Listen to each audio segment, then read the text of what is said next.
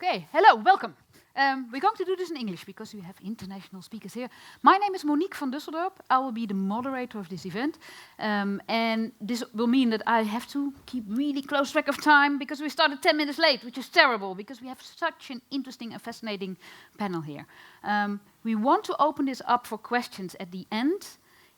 If I say in between, like, okay, any questions, you have to be really quick because I try to be really, stop at the end. So, don't think too long if you have a question. Okay, now, where are we at with fake video? I think everybody knows fake news, fake video is going around the world. I think we've all seen really interesting YouTube videos of like, whoa, that's possible already. We seem to be at a really interesting, sometimes extremely scary, but definitely fascinating time in history when the powers of computers, computer vision, face recognition, and the creativity that comes with tools that are spread around the world like this. These are not tools for 5 big studios. These are tools everybody can use, are coming together. And in this hour, 50 minutes, 49, we're going to look at the more creative side of things. We're going to look at what's interesting and possible and where it could take us.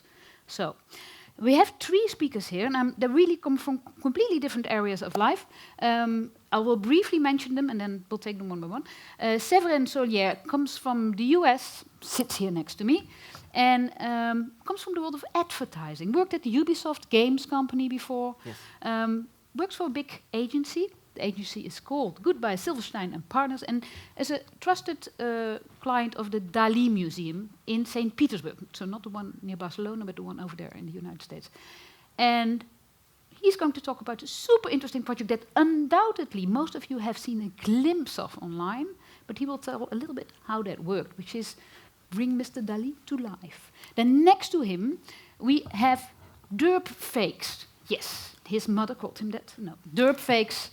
Doesn't want to have his name and personal life and anything else spread out on the internet, but he does want to share with you what he's been doing with face swaps and fake video and how that works and how this community works and what is possible in this field. So a creative guy somewhere on the internet doing things. And then we have Cesar Caroglu, who is an academic, but also a very entrepreneurial academic in the field of computer vision and machine learning. His company, 3D Universum, has several spin-offs, including computer vision for interiors, computer vision for new glasses. He will tell a little bit more of the state of things, where we are at this moment in time. Now, to start with the first really super interesting, exciting project, Dali, bringing Dali to life. I think we can start with the video, right? Which shows a little bit. Tell them. So basically, I work at a Goodby Silverstein and Partners agency in San Francisco, California. The last year, we released an installation for the Dali Museum in Florida that is called Dali Lives. Through 3 screens, people see Dali, are able to interact with him. We use deepfake to create about 45 minutes of new content. This idea came up because the Dali Museum and Goodby Silverstein and Partners have been working together for years. This is the 3rd project that we do with them. The last one was using VR. We kind of created an experience where you can dive into a painting. This has been if anybody was, in the last 5 years, was giving a tour of what is possible in VR, diving into the Dali painting was always part of that. So, it's been a very popular demo thing. But this is something completely different. Completely different, yeah. Far more interesting, to be honest. So about a year ago, when our team was wondering what to do next for the Dali Museum, we had this idea to bring him back somehow. And we started with, can we generate text? Can we generate some voice? The results were not excellent. The text was basically gibberish. Dali talks in very special ways. And the voice, it was not great. But some people in our team suggested deepfake. And it looked like we had 2 different teams working, tinkering with deepfake. And boom, we wanted to try it. And it was super exciting. And we did our first test, which is basically the first video I wanted to show you now. It's let's have a look at the video. So everybody thinks like, yeah, I saw something like that online. Yeah.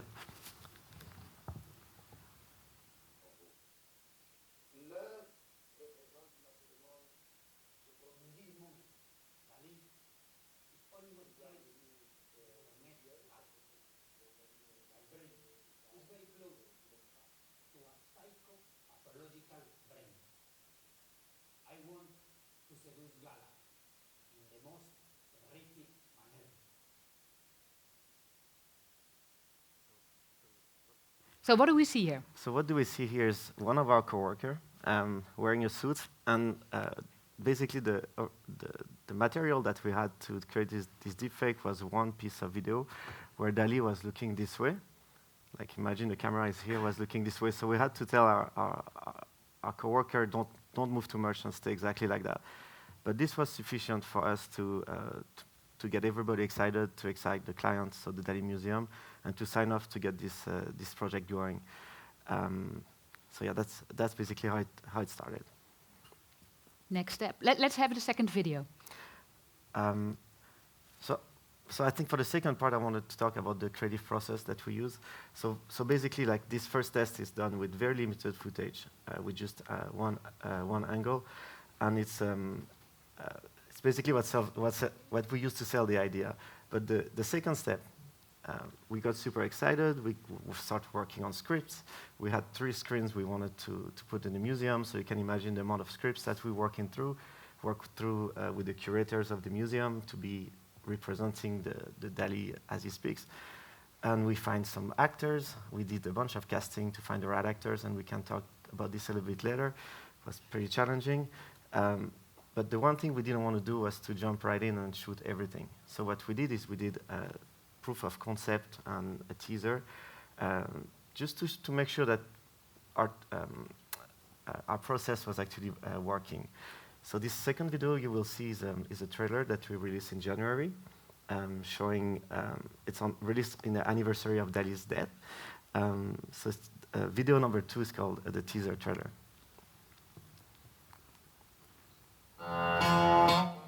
Greetings. I am Salvador Felipe Jacinto Dalí y Domenech, and I am back.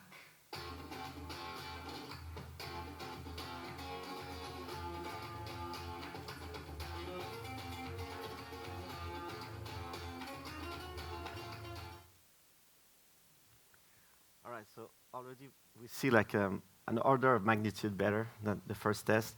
What we had then was 2 pieces of original material of Dali, so we have more movement. We have an actor, physical actor, we have a voice actor to talk like Dali, and we have this process that we kind of invented, which basically we write the script, we record the script with a voiceover actor. We have all of this script first. Then we send this to the physical actor, and he practices with it. Okay. So first the voice, then the movements. Then the movements, and then the voice again at the end, and we do some ADR to fix every little thing so it looks like it's really Dali talking. So we felt pretty confident with this process, and we went into what we call the big shoot. The big shoot was kind of crazy because I was the producer on the project, and I was trying to keep it 8 to 10 minutes of content. At the end, we had 45 minutes of content, so you can imagine there was some crazy things happening there. So we shoot for 3 days, and what we had is the project released in May of this year. So through 3 screens, and basically that's the third video I would like to show is what it looks like. The case study that shows you like the extent of the project is the clip number 3. Even though Dali's been gone for 30 years, we're using artificial intelligence to bring him back today. We trained a neural network based on archival footage. So our system learns exactly what he looked like and applies every little detail of what makes Dali Dali to digitally recreate him in his prime. I am back.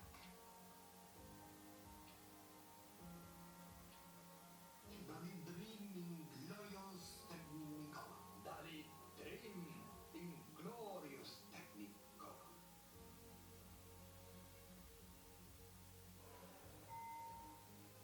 Nobody before me had the idea of painting a vending watch. This day, Tuesday. If you meet the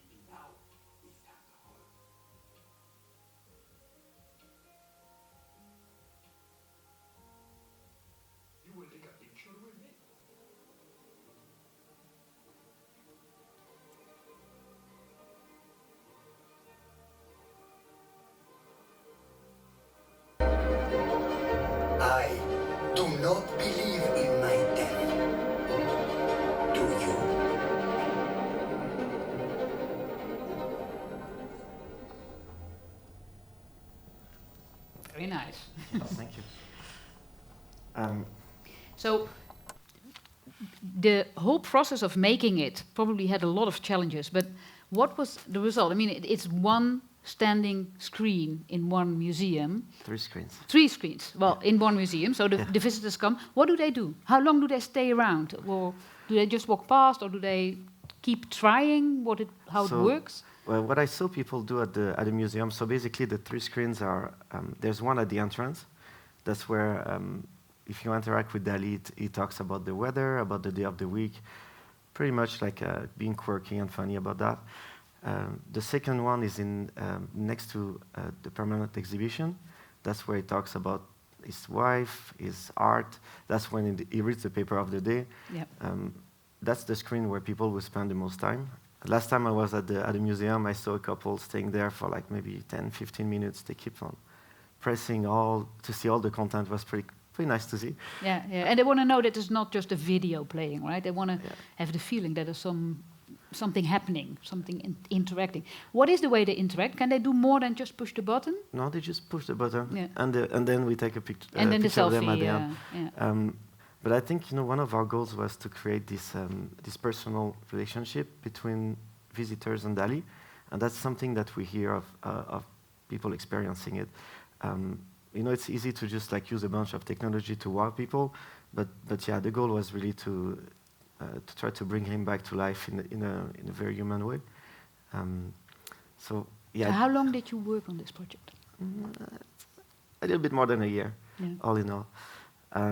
But it's a year that was punctuated by many like different things because we had a lot of challenges. Honestly, it was not super easy. So what we saw originally in the first video with the actor looking not at the camera but looking at an angle. With this, we signed the contract and we get the DALL-E Museum completely excited, but we still had no idea how we were going to do like the full movement. Yeah. We got. So who did you call? I mean, you're an advertising agency, so you think of something really cool. Who do you call? I mean, do you call the local university, or do you say, I've got a cousin who knows everything about... Actually, I did the research mostly myself. I just like Google, and I found this site that is from Belgium called INA, and they are wonderful. And they had not only a better footage of this video with an angle, but they had a video with DALL-E looking straight into the camera. And that's another video I would like to show you now. A little clip is called clip number 4. Okay. Le retour du tango argentin, c'est un phénomène qu'on remarque depuis 1 mois ou 2 mois à Paris. Est-ce que vous avez réfléchi à la question? Je réfléchis beaucoup parce que justement, je vais venir à Bruxelles. Je vous annonce d'ailleurs que c'est arrivé vers le mois d'avril pour un événement important, la première du ballet de Béjac, le monsieur Béjac. So on this clip, when we saw it, basically it was a wow moment. Everybody was amazed at having DALL-E looking straight in the camera, and it allows us to do what we did. But there's another little clip I would like to show you. It's pretty and short. then we have to go to the next big. So yes, show me. It's the clip number 6. Basically, this one has no sounds. We can talk on top of it, where we see the movements that were allowed just by these 2 source video that we could have with the actor. Clip number 6. So yeah, basically what we were doing with the actor is asking to look on the side, to look down, to look up, all the angles, to really have an idea of how we would guide him through the shoot.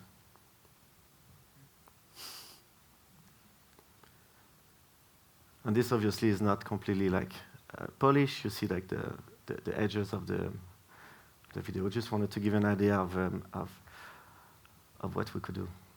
It's interesting. I mean, there's all kinds of interesting things going on, like how much is this now a work owned by the actor who you don't see, but it's all his movements, and it's all, there's lots of... All right. We'll come back to this when we have the round of questions. So thank you so much for this already. Super. And exactly. And I'm sure there's lots of film, series, TV makers in the audience who think like, oh, but I mean, personally, the first response I get from this is like, okay, if you really get attached to somebody from a series or a movie, they could live on forever and at least tell you the weather. I mean, you know, there's lots going on in the entertainment field that could be interesting. Our second speaker, deepfakes, has a creative background and not so long ago decided to work with face swaps. Now, can you tell me a little bit what you're doing, or do you first want to play your first video? I'll leave that up to you. Oh, okay, let's play the first video. It's a longer one. This is a longer one, a shorter one. Oh, that's the best thing I've ever seen.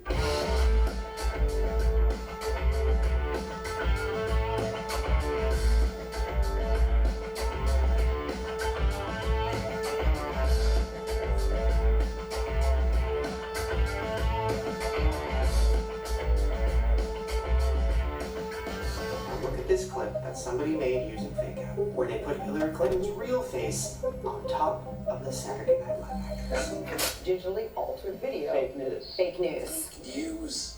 Fake news. Fake news. Type of fake news. It used to be news, now it's opinions. While the technology isn't flawless, there are some pretty convincing fakes out there. We reached out to the person behind Deepfakes, a popular deepfake YouTube account. They claim to be one of the early deepfake innovators. They didn't want to reveal their name, but told ABC that all deepfakes have a level of controversy attached to them.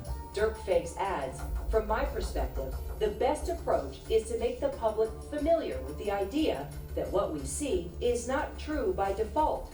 Either way, it's here to stay. A movie in which robot aliens invade Earth from the ocean? Yep.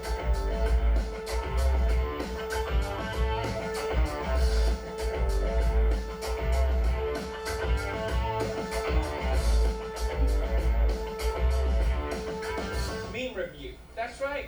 Welcome. Those dead eyes. Where am I?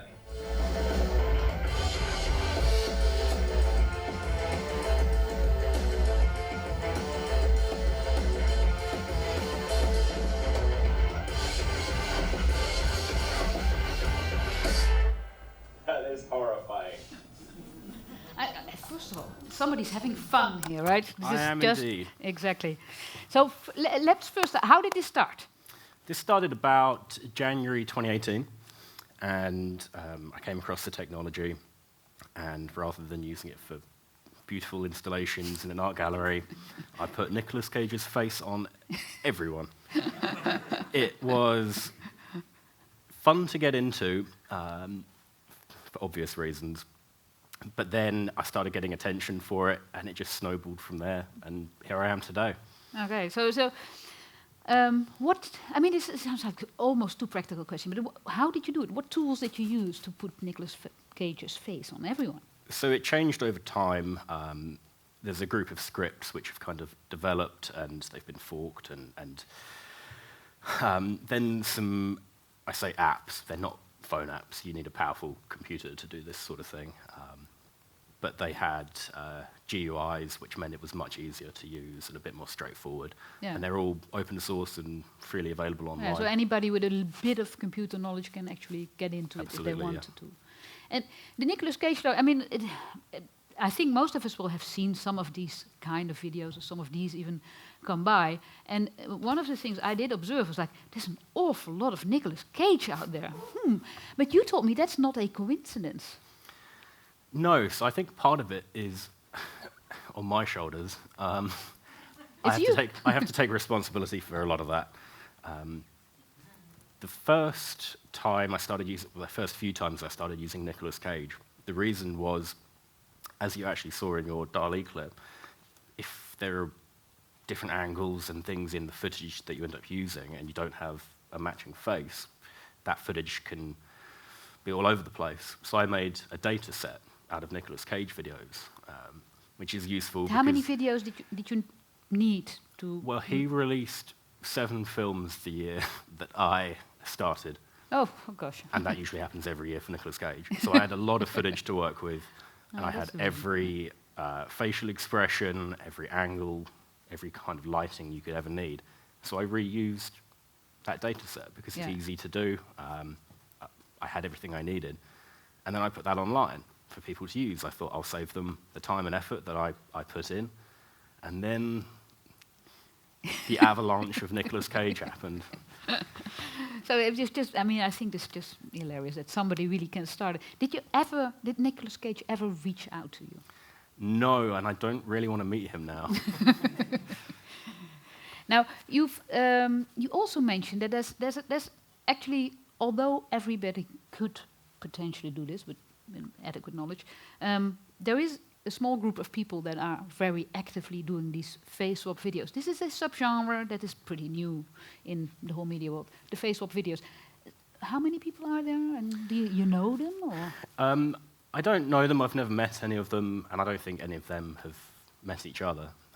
But we talk online pretty regularly, we exchange ideas and tips and things, but each one of them is kind of successful in their own right, with their own techniques and successes. And so what's your speciality, apart from Nicolas Cage, that is? I don't know if I've got one, really. It's more about, it started with my own ideas being funny, then it turned into more thinking about how it could actually be used in film and television, which might be a good time to lead into the second clip. Yeah, let's have a look, because this is one you've selected, like, if there's one we want to see, this is the one. So let's have the second clip.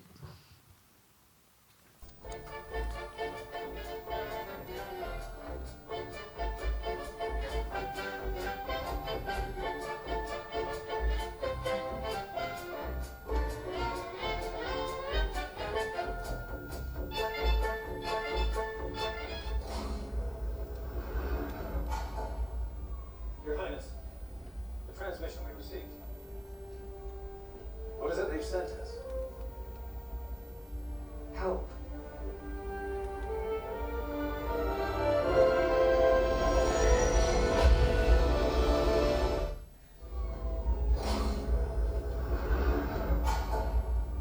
Your Highness, the transmission we received. What is it they've sent us? Help.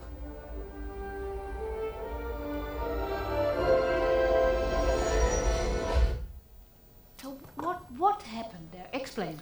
So the first video you saw was from January 2018, and that was, looking back at it, pretty awful. But it got me thinking about, hey, you know, this could actually be used in an interesting and active way in film and media in general.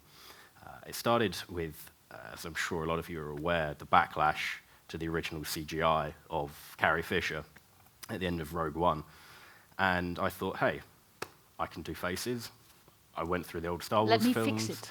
And I tried to fix it. And I thought, it was okay, I uploaded it, and it is what it is.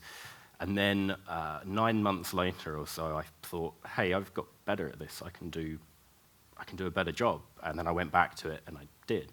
And it's absolutely not perfect, but I did it on a reasonably good computer, but, you know, a user's computer at home on my own in a day.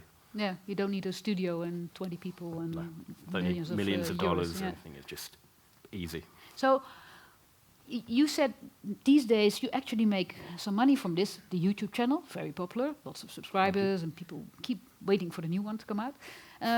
But also people call you and ask to make something for them. What kind of requests do you get?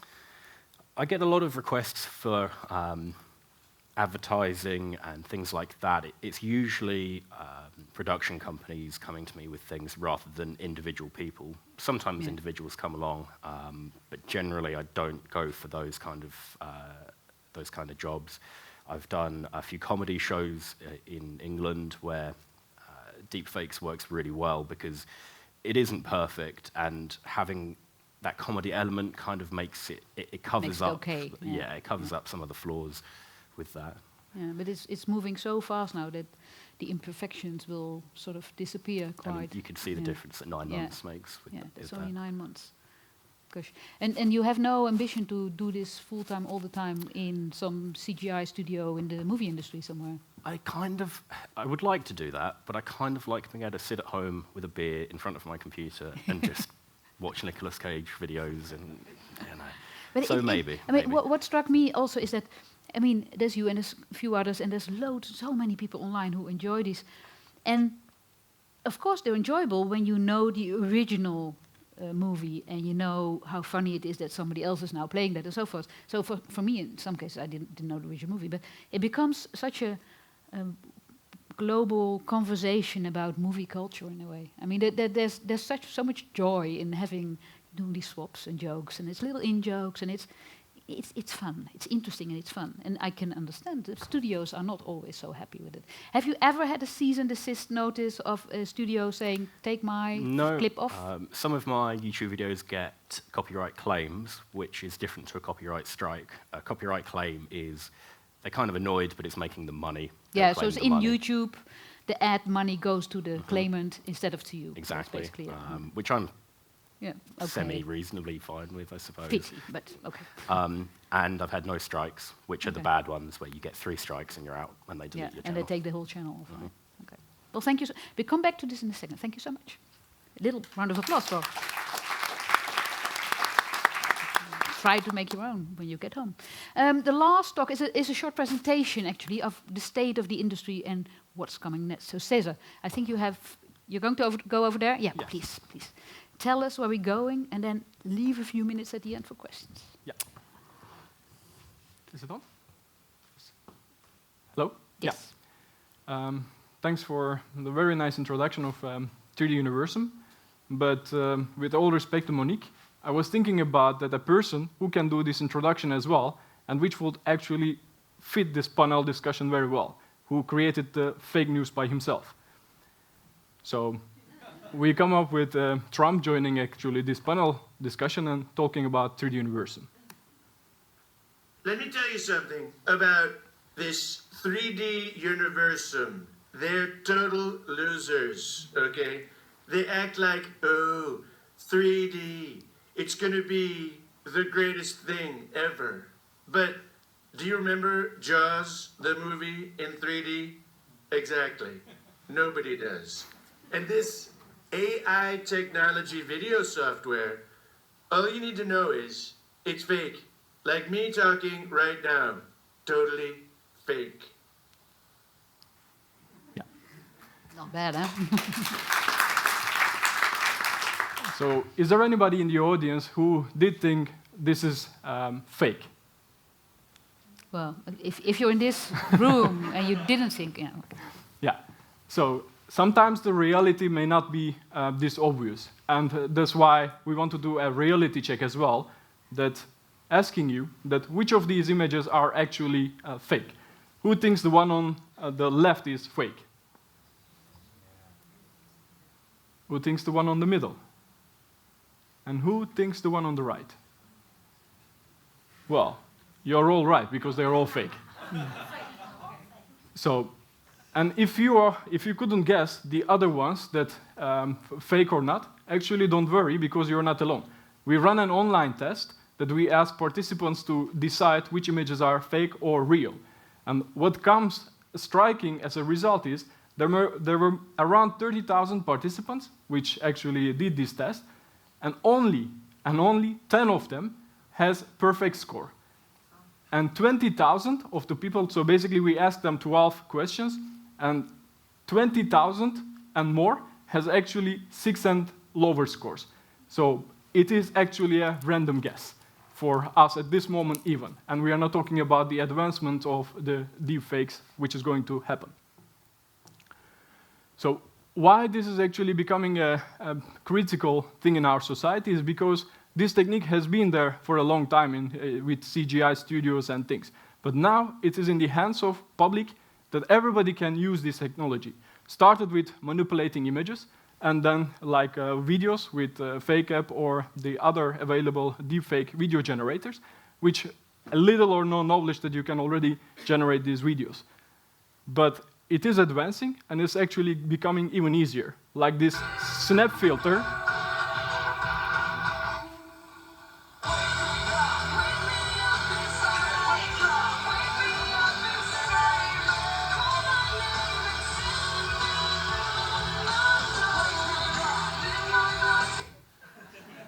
So this is just a snap filter that you can use with your mobile phone, swap your gender.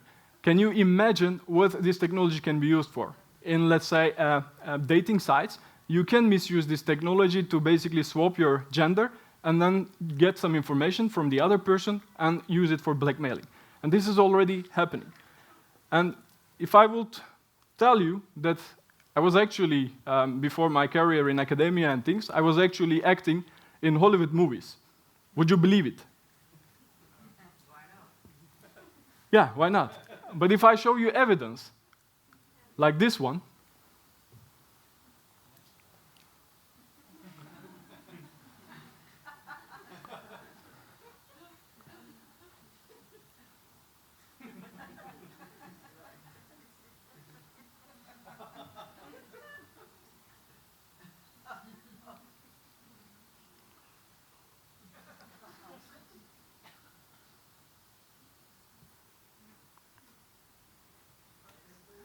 so this is such a striking technology which was released a month ago in China.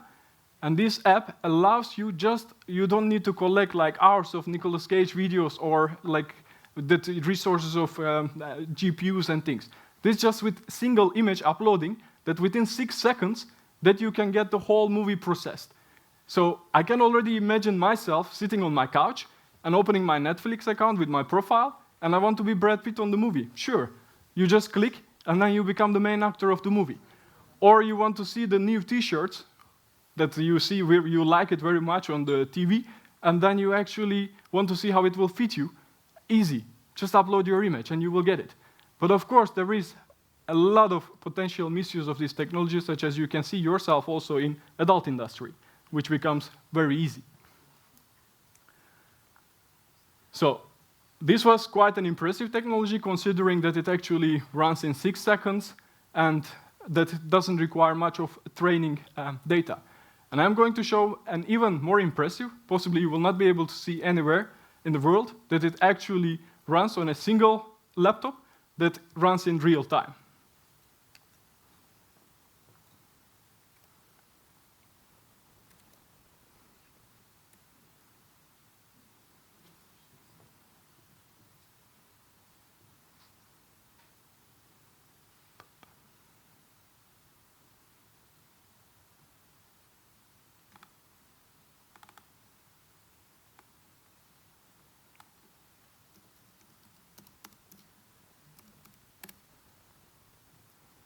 So what you're going to see is actually a trained video of Trump, but this can be anybody, which we have a collection of Putin, Rutte, Sinterklaas, and others.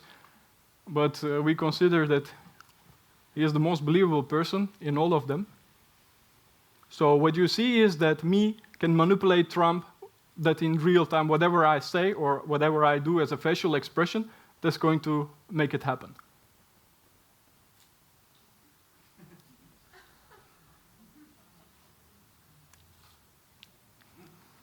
So the technology is at this stage that you will be able to just use this technology within even your mobile phone and generate these manipulated contents.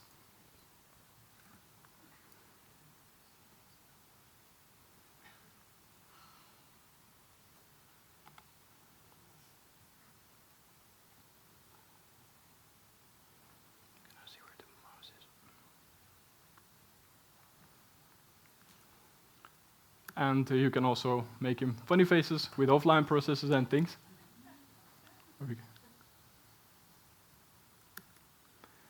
But as a researcher, so we have to be also responsible for the things that we are developing. So why do we actually develop such a technology which can be used or misused for different purposes? So the main intention of it is actually not bad, but the motivations are bad, that the technology can be misused. And we are actually working on a detection software to be able to, on top of all the, or ahead of the competition on the manipulation side, we need to know every single development in this domain. And we need to actually be a little bit step ahead, that actually we can avoid all kinds of vulnerabilities of these techniques that are generating, that we can actually detect them. And what we are working is to generate a web plugin that you can actually use as an extension to your Google Chrome, that just explains you, not only detects, but it tries to explain to you that why the algorithm thinks this image is manipulated, giving a side that it actually the face is incorrect, or the hairs, or the background, so that you can already test with this solution. And this technology is only not used, so for the visual point of view that I couldn't use it, but the same exact technology can be used for different purposes, like in healthcare, where the data is very limited for privacy reasons, or the rare illnesses, like skin lesion detection, that how you generate data can be used also for generating data for training your deep learning algorithms. Because data matters for these kind of high precision algorithms, basically we need a lot of variations. And using the same exact technology, we can basically generate the cancer looking skin, and then actually later on to detect these ones. But we are at this moment working with different groups. Also, I don't know who has watched Black Mirror Be Right Back episode. And that was such a nice episode that already struck me while I was watching it, but now actually we're making it come true. We are working with different groups in the Netherlands that's actually working on a documentary to realize the emotional impact of what is it to bring a deceased loved ones that actually interactively communicate, and how this process is going to influence our mourning time. So all these questions will be discussed within this documentary. And I think for me, the most important for the audience is creativity versus the resources. Because we hear all the time that Hollywood spends billions of euros for the post-production or the movie production. But now, with everybody being a publisher, that will bring us the equal basis, that actually with the availability of these tools, that people can create their own movies, and then they can be equal basis of the Hollywood movies, such as these examples. So we don't only manipulate faces, but it can also manipulate bodies. You can see on the top left, the actor is actually controlling the lady here dancing. You can still see some artifacts, but we need to think this is just the beginning.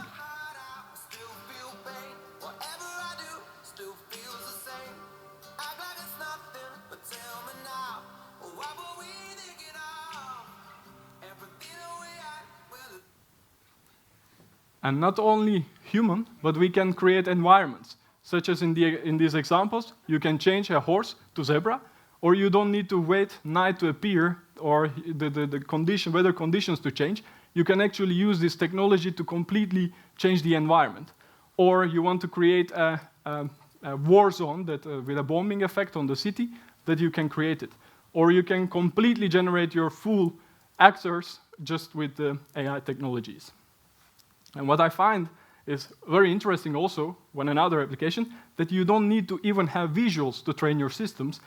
Basically, you just write a script, which writing a book or just writing a script, that it will generate the whole movie for you. For instance, in this example, starting from 2016, the text descriptions are given on top, and the AI-generated models, which is similar to deepfakes, are actually producing already quite nice results. And there is already trials for making this for videos. And my final conclusion about this presentation is, see it, but don't believe it. But I don't think this is something very bad. In my opinion, rather than a society that we are accepting Facebook and Twitter as the main source of information, we should create societies more critical thinkers, that they should actually start to think everything see is not actually true. Thank you. Cesar, come sit here. We have, I'm going to steal 5 minutes. We have 15 minutes for questions. I mean, first of all, this is something completely opposite to what you said, but so you do a 30,000 test, and there are 10 people with perfect score. I mean, if I were the Dutch police or anybody, I would go after those 10 people, right? Because they have something special that they can actually have perfect score. That's very good, fake. but I'm not sure if those 10 people are also actually including our team members. Okay. the technology that you describe and is moving so rapidly can also be used for lots of other things.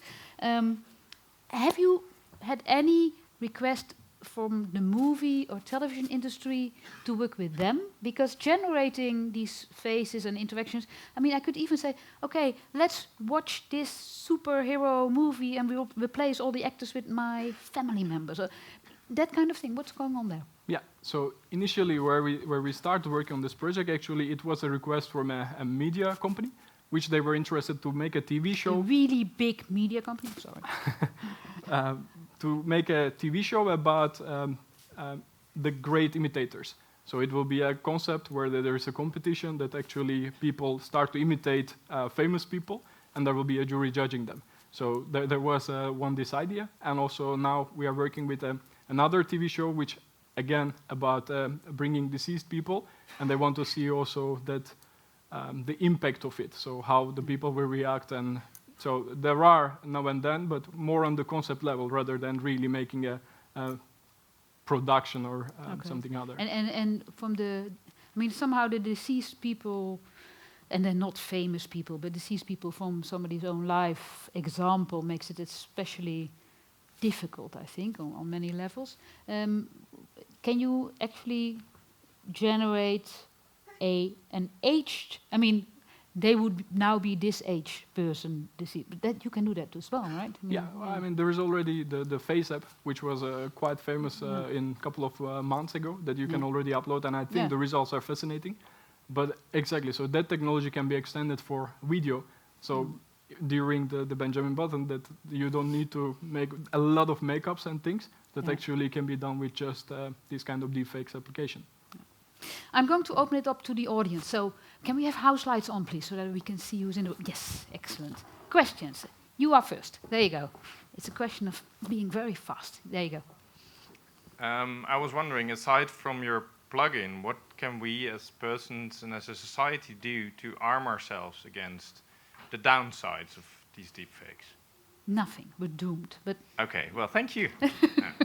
I'm only the moderator. Here are the experts. What do you think? Is there something we can do against these deepfakes? I think there is not a single solution as like technical detection will solve everything. As a society, we should be aware of the problems. And we should educate ourselves into problems rather than expecting, I don't know, legal frameworks or the ethical standards will solve this. That's why we want to actually build this AI system where we actually inform people why the algorithm thinks this is actually fake or not. That next time when we are thinking or when we are seeing something, that we actually really thoroughly see it rather than just browsing it and just not checking it. But don't you, I mean, it goes for all of you, don't you think that once we get used, because there will be a lot of use of these generated faces and actors and so forth, we will actually get used to having a lot of fake faces as well. So they won't, now they still feel a little bit, maybe something's not, but, you know, we're being trained to recognize these fake faces as real persons almost. Don't you think? I think. So. Okay, next question. There's one right in the back. So, yes. If you can go over there. There you go. Oh, it's a group effort. Yes, in the back, last row. I had a question. Oh, good for you. You take your question first, and then it goes to the lady. No, okay, that's fine as well. Hi, it'll come back. But still, shouldn't there be any sorts of regulations or policies with that, like GDPR that we have now in the data protection? Okay, let's. These are the creative people. Huh? These are creating new things. So, what do you think? Should we limit the creativity? I think the question when it comes to the legality of things and trying to legislate for it is that it's ineffective. I think the people who are going to use it for the bad things that they want to use it for are going to use it regardless, and you're going to end up limiting any kind of creativity for positive uses. Can I? Yeah, Shiza. Yeah, so I'm against legislations and putting rules and things, but of course some other examples can be taken. For instance, robotic ethics, which is done in Netherlands at this moment. It actually try to find an equivalent sticker to fair trade. If a technology is developed, that you can have all misuse and abuse side effects of the technology as well, and just put a sticker, so that you are aware the technology can be misused as well. but that's the only thing that I can think of without limiting the creativity that these technologies or this research shouldn't be restricted, I would say. Yeah, so but it's a little bit like to indicate that Photoshop was used by pictures of models. I mean, but does it help? Would you legislate for the written word based on being able to write lies and hinder, Right. So what you're saying that there was a question over there. Let's take it to that one, and because we have I have a question for Cesar. What do you mean you can just type? I mean, I don't understand the process with the birds. Yeah. Because I believe you taught AI a bunch of pictures of the birds, no? Yeah, of course. You created a bunch of data set with birds or anything, but this is recognized by AI algorithm again. So you just throw all the images of any ImageNet data set or things where there are thousands of objects, and the algorithm makes these descriptions by himself. So there is like a self-supervision. Nobody teaches them this is a bird or things. It recognizes by itself and makes a description. And then next level is taking these descriptions, and if a person enters a similar description that AI algorithm which created in the same data set, that actually can generate. So the AI gets from the image some like keywords, like a big wing or like a yellow peak or whatever. Exactly, yeah. And the result is that as a user, you can just shout, give me a purple bird with 3 yellow beaks, and it will do that, because it understands you, even though that bird doesn't exist. I mean, but it will still be generated. This is too much. Okay, another question from the audience. Who wants to? Yes, there's one over here. Thank you. How do you recognize it's fake? Because I didn't recognize it. You're the fake detection guy. So, yeah, due to time limitations, we couldn't go in details of all these models and their vulnerabilities.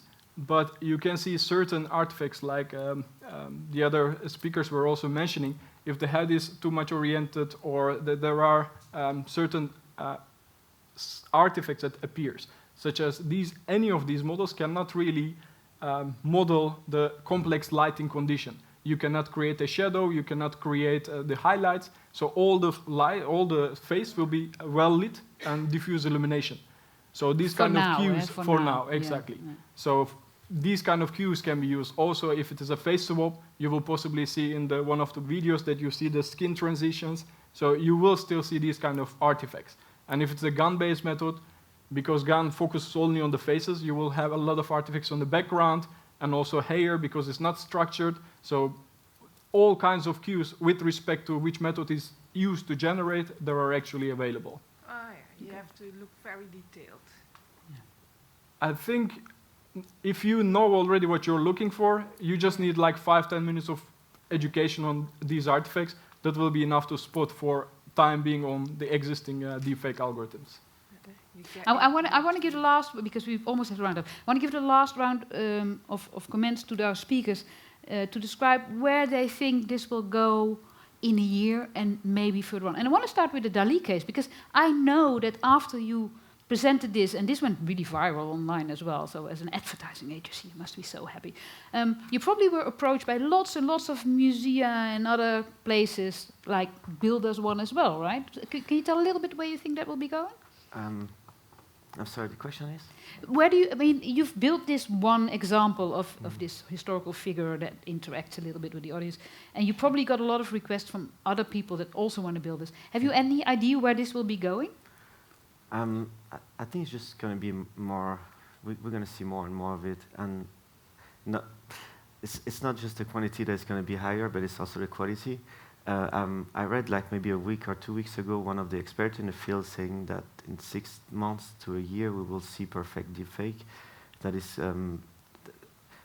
there's some effort in technology side with Facebook and Google having their own project to try to detect the best way possible deepfakes, but on the other side, I think the technology is made to advance very, very quickly. So I feel like at one point we won't be able to discern what is real and what is not. But the positive thing, I mean, in the case of your case, which is a culturally interesting examples of how to use this technique, there might be a lot coming in that field as well. I mean, just leave alone the negative.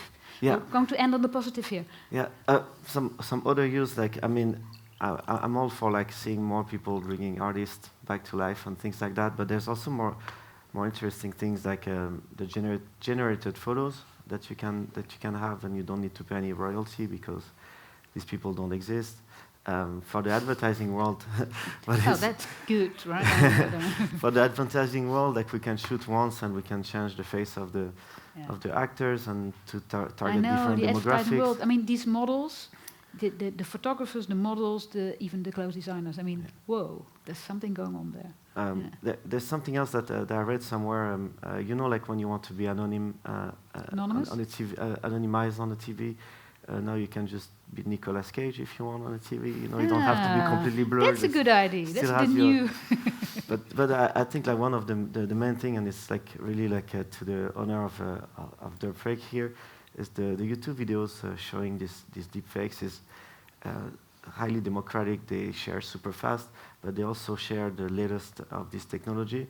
And the more that we watch, the more that we know about this is kind of like a way for us to know where the technology is. So when next we all get to decide a little bit because we're all aware of it, at least that is going on.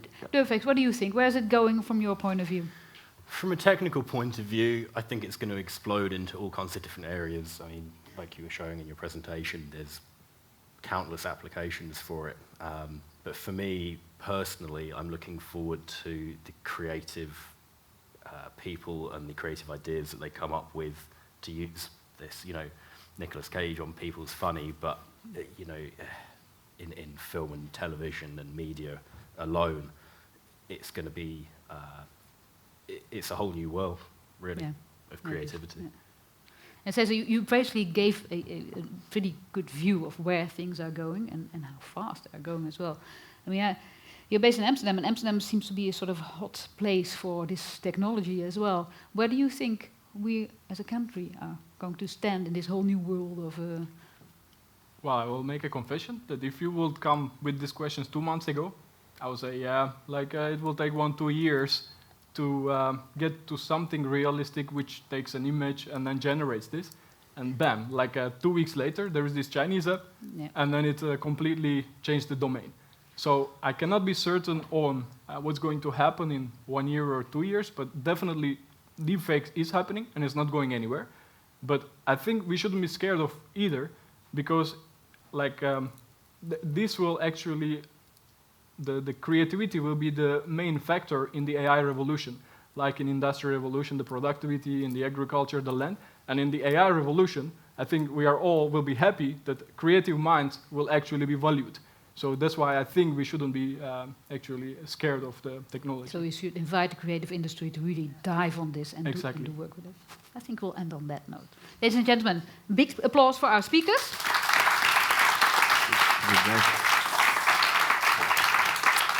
And thank you for choosing for this session. If you have 10 minutes, here's a video on demand session starting in this room, and there's also other things going on today. So thank you.